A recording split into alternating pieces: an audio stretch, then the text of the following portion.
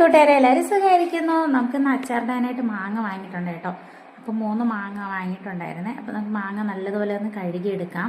മാങ്ങയുടെ കറയും അഴുക്കൊക്കെ ഉണ്ടെങ്കിൽ പോകാനായിട്ട് നല്ലതുപോലെ ഒന്ന് കഴുകിയെടുക്കുന്നുണ്ടേ. കണ്ടില്ലേ, നന്നായിട്ടൊന്ന് കഴുകിയെടുക്കാം. അതിന് ശേഷം നമുക്ക് ഒട്ടും ഈർപ്പമില്ലാത്ത രീതിയിൽ നന്നായിട്ടൊന്ന് തുടച്ചെടുക്കുന്നുണ്ട്. അപ്പം ഞാൻ തുടയ്ക്കണ വേണ്ടിയിട്ട് മോളാണെങ്കിൽ കേട്ടിട്ടിരുന്നു കേട്ടോ, മോക്കും മാങ്ങ തുടയ്ക്കണമെന്നിട്ട്.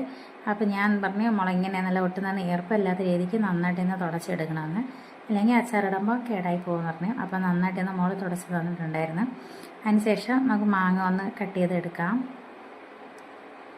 ചെറിയ കേടുണ്ടായിരുന്നു കേട്ടോ. അപ്പോൾ അതൊക്കെ കട്ട് ചെയ്തതിന് ശേഷം നമുക്ക് നമ്മുടെ ഇഷ്ടമുള്ള സൈസിൽ കട്ട് ചെയ്തെടുക്കണം കേട്ടോ. ഞാൻ കുറച്ച് ഭയങ്കര ചെറുതായിട്ടല്ല, കുറച്ച് ഇതായിട്ടായിരുന്നു, മീഡിയം സൈസിലാണ് കേട്ടോ കട്ട് ചെയ്തെടുത്തത്.